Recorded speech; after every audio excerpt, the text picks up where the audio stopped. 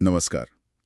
आज हम एक बहुत ही अहम और शायद हम सब की जिंदगी से कहीं ना कहीं जुड़े हुए विषय पर बात करने वाले हैं। ये है आधुनिक जीवन में भाई बहन के रिश्तों की बदलती तस्वीर, उनकी उलझनें। बिल्कुल। और इसे समझने के लिए हमारे पास दो मिलती जुलती काफी दिल को छूने वाली कहानियां हैं। एक है अ फेस्टिवल ऑफ फॉरगिवनेस, भाई दूज रियूनियन, और दूसरी सूनी कलाई और भाई दूज। हम्म।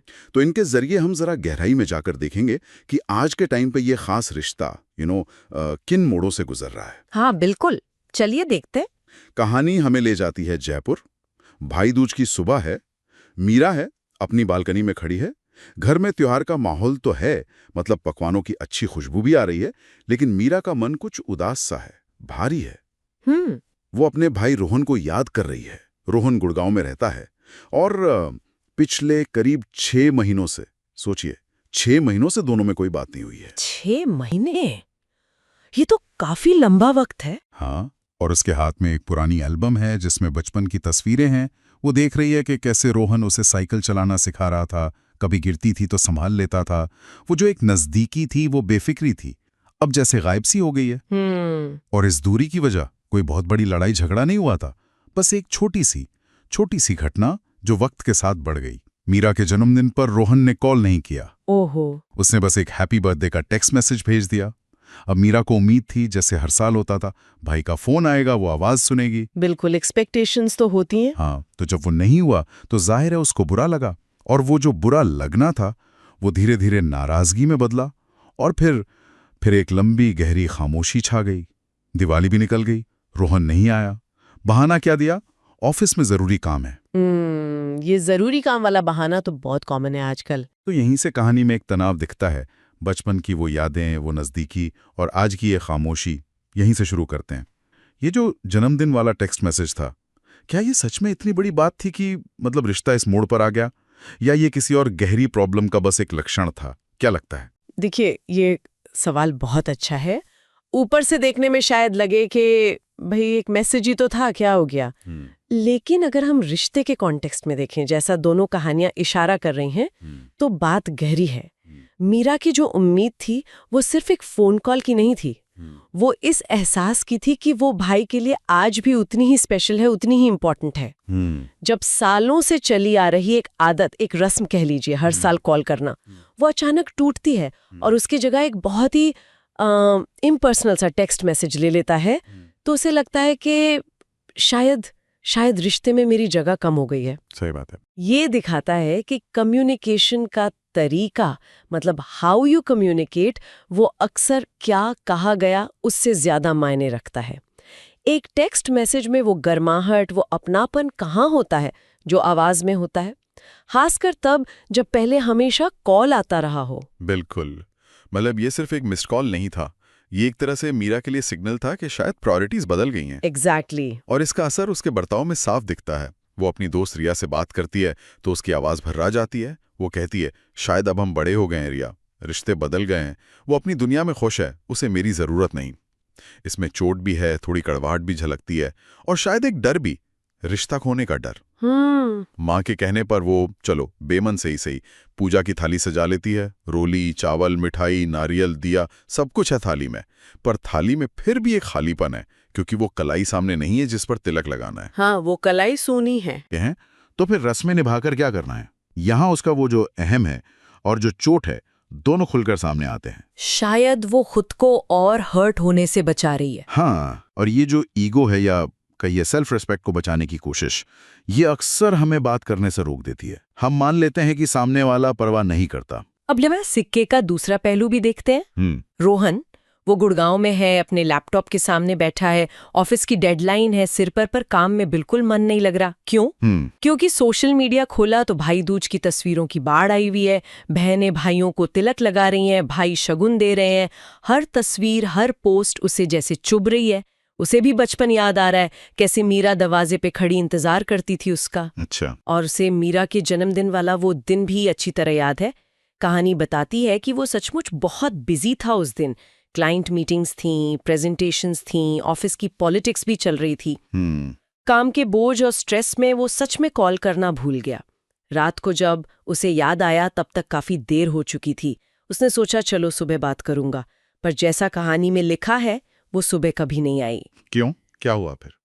हुआ ये कि अगले दिन मीरा की तरफ से नाराजगी भरी खामोशी थी और रोहन के मन में एक गिल्ट था और ये भी कि अब कैसे बात शुरू करे। हिचक। हाँ, हिचक। दोनों ने अपनी अपनी जगह सोच लिया कि दूसरा या तो गलत है या उसे परवाह नहीं है।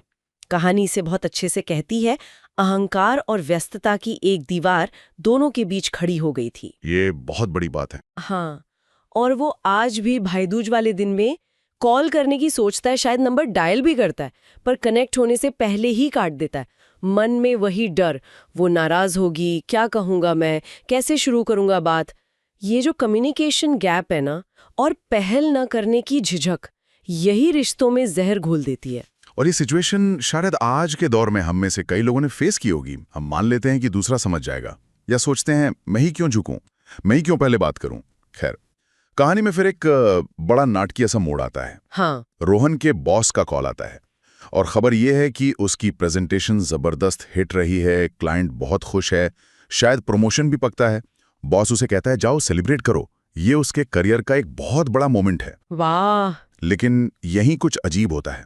इस शानदार प्रोफेशनल सक्सेस के एकदम पीक पर पहुंचकर भी रोहन को खुशी महसूस नहीं होती। अजीब बात है ना? बल्कि उसे एक अजीब सा खालीपन महसूस होता है। उसे एकदम शिद्दत से ही एहसास होता है कि दुनिया की कोई भी कामयाबी उसे वो खुशी नहीं दे सकती जो अपनी बहन मीरा के हाथ की बनी मिठाई खाने में या उसके हाथ से तिलक लगवाने में मिलती थी। ओहो। और ये एहसास इतना तेज होता है कि वो बिना एक पल सोचे लैपटॉप बंद करता है, कार की चाबी उठाता है और सीधा जयपुर के लिए निकल पड़ता है। 5 घंटे का सफर, बिना किसी को बताए, बिना कुछ सोचे समझे। ये जो एहसास है ना, peak professional success, highlighting a personal void, ये बहुत बहुत महत्वपूर्ण है। हाँ, रोहन का ये जो अचानक फैसला लेना है, ये दिखाता है कि सफलता की उस शिखर पर पहुंचकर ही उसे एहसास हुआ कि वो असल में क्या मिस कर रहा था। करियर की जो चमक दमक है वो अपनी जगह है, लेकिन वो रिश्तों की गर्माहट का, अपनेपन का, उस इमोशनल कनेक्शन का उसका कोई विकल्प नहीं बन सकती। सही बात है। अक्सर ऐसा होता है कि जब हम वो चीज पा लेते हैं जिसके पीछे हम भाग रहे होते हैं, तभी हमें पता चलता है कि अरे, असली खुशी तो कहीं और थी। इसे अगर हम जरा बड़े नजरिए से देखें तो ये कहानी आज की युवाओं पर जो एक प्रेशर है ना करियर को लेकर, उस पर भी एक तरह की टिप्पणी है। बिल्कुल, जहां करियर को ही सब कुछ मान लिया जाता है, ये हमें रुककर सोचने पर मजबूर करती है। क्या हम इस सक्सेस की अंधी दौड़ में उन रिश्तों को पीछे छोड़ रहे हैं जो हमारी इमोशनल वेलबींग और खुशी की असली जड़ है?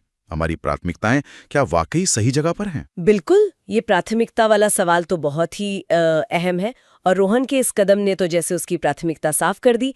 अब आते हैं कहानी के उस हिस्से पर जिसका शायद हम सबको इंतजार था, पुनर्मिलन। हाँ, जयपुर में मीरा अपने कमरे में है। वो पूजा की थाली वैसी ही रखी है, शायद आंखों में आंसू भी हैं। मुहूर्त का वक्त भी गुजर चुका है। तभी दरवाजे पर घंटी बजती है। अच्छा। माँ दरवाजा खोलती हैं और सामने रोहन को देखकर हैरान रह जाती हैं। थका हुआ है, बाल बिखरे हुए हैं, 5 घंटे ड्राइव करके आया है, पर आंखों में एक अलग सी चमक है, एक निश्चय है। माँ पूछती हैं कि बताया क्यों नहीं, तो वो बस मुस्कुरा कर कहता है सरप्राइज देना था माँ, और लगभग भागता हुआ मीरा के कमरे की तरफ जाता है। ओहो। दरवाजे पर रोहन को देखकर मीरा को, उसको तो जैसे अपनी आंखों पर यकीन ही नहीं होता। वो एकदम स्तब्ध, जैसे पत्थर की बन गई हो वैसी खड़ी रह जाती है। शायद उसके मन में महीनों का वो गुस्सा, वो शिकायतें, वो सवाल सब एक साथ उमड़ रहे होंगे। हाँ बिल्कुल, क्या बोले क्या कहे। रोहन धीरे धीरे उसके पास आता है, कुछ पल बस उसे देखता रहता है और फिर वो उसके सामने घुटनों के बल बैठ जाता है। अरे वाह। हाँ, उसकी आवाज में गहरा पछतावा है, ईमानदारी है। वो कहता है आई एम सॉरी मीरू, मुझे माफ कर दे। मैं जानता हूं मैंने तुझे बहुत बहुत दुख पहुंचाया। काम, करियर, डेडलाइन, इन सब में मैं इतना खो गया कि मैं भूल ही गया कि मेरी असली दुनिया, मेरी असली दौलत तो तू है, मेरी बहन। प्लीज मुझे माफ कर दे। मीरा कुछ बोल नहीं पाती, बस उसके आंसू बहते रहते हैं। ये आंसू शायद सिर्फ दुख के नहीं थे, बल्कि महीनों से जो एक बर्फ जमी हुई थी ना, वो जैसे पिघल रही थी। शिकायतें धुल रही थीं। हाँ, राहत के आंसू थे शायद। हाँ, रोहन अपना हाथ आगे बढ़ाता है, थोड़ी शरारती सी मुस्कान के साथ कहता है अब तिलक नहीं लगाएगी क्या? देख, तेरी कलाई का इंतजार करते करते मैं 5 घंटे ड्राइव करके आया हूं।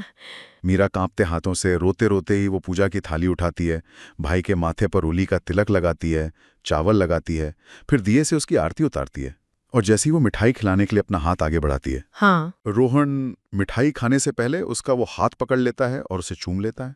Oh that's so sweet. हाँ, और वो कहता है, इस हाथ की कीमत मैं आज समझाऊं मीरू, वादा करता हूं अब तुझे कभी शिकायत का मौका नहीं दूंगा। ये जो पूरा सीन है ना, ये कहानी का एकदम इमोशनल पीक है।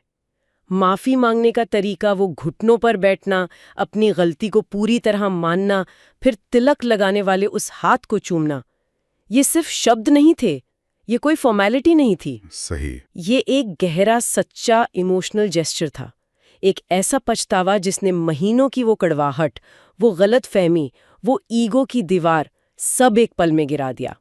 जैसा कहानी कहती है, सालों का जो फासला कुछ महीनों में बन गया था, वो एक पल में सिमट गया। वो आंसू जो पहले शिकायत और दर्द के थे, वो अब प्यार, अपनेपन और एक राहत के आंसू में बदल गए। ये घटना सिर्फ भाई बहन के रिश्ते के बारे में नहीं है, ये माफी मांगने की हिम्मत और माफ कर देने की जो उदारता होती है ना, उसकी ताकत को दिखाती है। बिल्कुल, ये दिखाती है कि एक ईमानदार कोशिश, दिल से की गई कोशिश, बड़े से बड़े गिले शिकवे मिटा सकती हैं। बस शर्त ये है कि हम अपना वो जो ईगो है उसे साइड में रखते हैं। तो उस दिन जयपुर के उस घर में सिर्फ भाई दूज का त्योहार नहीं मनाया गया, बल्कि एक टूटा हुआ रिश्ता फिर से जुड़ गया, और शायद पहले से भी ज्यादा मजबूती के साथ जुड़ गया। बिल्कुल। तो इस पूरी कहानी का निचोड़ क्या है? ये आज के समाज को, हम जैसे लोगों को क्या मैसेज देने की कोशिश कर रही है? मैसेज बहुत साफ है और बहुत रेलेवेंट है, खासकर आज के टाइम में। ये कहानी हमें जैसे आईना दिखाती है कि कैसे हम अपनी ये जो भागदौड़ वाली जिंदगी है, करियर बनाने का जो अंतहीन प्रेशर है, और ये जो सोशल मीडिया की एक नकली सी दुनिया है, उसकी चकाचौंध में हम अक्सर अपने सबसे कीमती, सबसे असली रिश्तों को फॉर ग्रांटेड लेने लगते हैं, उन्हें नज़रअंदाज कर देते हैं।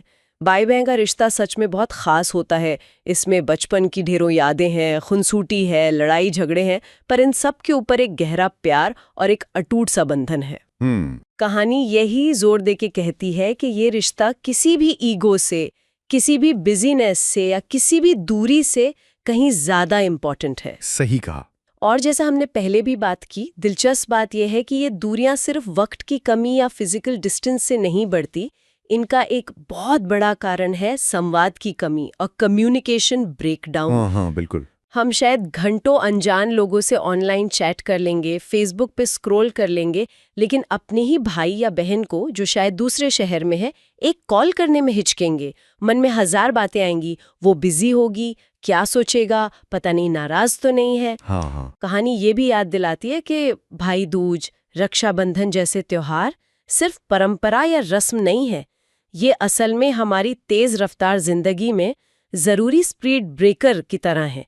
ये वो मौके हैं जो हमें मजबूर करते हैं कि हम रुकें, अपने रिश्तों पर ध्यान दें, अगर कोई दरार आ गई है तो उसकी मरम्मत करें, उन्हें सहेजें और उन्हें फिर से एक नई जान दें। ये हमें याद दिलाते हैं कि हमारी जड़ें कहाँ हैं। बिल्कुल सही कहा आपने। ये त्योहार एक तरह से रिश्तों को रिचार्ज करने का मौका देते हैं। हाँ, बिल्कुल। और कहानी का सार शायद यही है कि हमें कोशिश करनी चाहिए जी। कि ये जो फिजिकल दूरी है, जी। मीलों का फासला, जी। वो दिलों के फासले में ना बदले। बिजी होना ठीक है, सबकी अपनी मजबूरियां हैं, लेकिन एक छोटा सा फोन कॉल, हालचाल पूछता हुआ एक मैसेज, या कभी बस यूं ही कह देना कि अरे तेरी याद आ रही थी, ये छोटी छोटी चीजें रिश्तों पर जमी धूल हटा सकती हैं, उनमें गर्माहट लौटा सकती हैं। सच में ये कहानी एक तरह की चेतावनी भी है कि इससे पहले कि गलतफहमियां और दूरियां इतनी बढ़ जाएं कि उन्हें ठीक करना नामुमकिन से लगने लगे, अपने छोटे मोटे ईगो को, नाराजगी को साइड में रखकर पहल करनी चाहिए। अपने भाई या बहन से बात करें, मिलें, उन्हें गले लगाएं, क्योंकि जैसा कि दोनों स्रोत हमें याद दिलाते हैं, इस रिश्ते की दौलत के आगे दुनिया की हर दौलत फीकी है। क्या बात है, बिल्कुल सही। तो हमने देखा कि कैसे एक छोटी सी लगने वाली घटना, एक बर्थडे टेक्स्ट मैसेज, उसने गलतफहमी, व्यस्तता और अहंकार के साथ मिलकर भाई बहन के बीच महीनों की दूरी बना दी। लेकिन कहानी का अंत उम्मीद देता है। जब रोहन को प्रोफेशनल सक्सेस के टॉप पर भी अंदर से खालीपन महसूस हुआ, तब उसे रिश्ते की असली कीमत समझ आई। और उसने सिर्फ समझा नहीं, बल्कि तुरंत एक्शन लिया। उसने रिश्ते को प्रायोरिटी दी, उसने कम्युनिकेशन की पहल की, ईमानदारी से माफी मांगी और उस दूरी को मिटा दिया। ये कहीं ना कहीं प्रायोरिटी तय करने और पहल करने की कहानी है। और यहीं पर एक बहुत ही सोचने वाला सवाल उठता है जो ये कहानी हमारे लिए छोड़ जाती है। बताइए। हमने देखा कि इस पूरे मामले की शुरुआत एक टेक्स्ट मैसेज से हुई जिसे मीरा ने अपर्याप्त समझा, शायद थोड़ा इंसल्टिंग भी।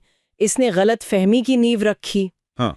तो सोचने वाली बात यह है कि आज के इस डिजिटल युग में जहां हमारे पास कम्युनिकेशन के इतने सारे साधन हैं, टेक्स्ट है, चैट है, ईमेल है, वीडियो कॉल है, क्या ये सच में रिश्तों को गहरा करने में हमेशा मददगार होते हैं, या कभी-कभी जैसा इस कहानी में हुआ ये गलतफहमियों को और ज्यादा आसान बना देते हैं क्योंकि इनमें टोन, भावनाएं, कॉन्टेक्स्ट अक्सर खो जाते हैं? ये तो बहुत वैलिड पॉइंट है। हाँ, एक टेक्स्ट मैसेज भेजना बहुत सुविधाजनक है, बहुत जल्दी हो जाता है, पर क्या वो एक फोन कॉल की जगह ले सकता है, खासकर इमोशनल मौकों पर? मुश्किल है। तो सवाल ये है कि हम आज की टेक्नोलॉजी का इस्तेमाल कैसे करें, सिर्फ सुविधा के लिए या समझदारी और एक इरादे के साथ?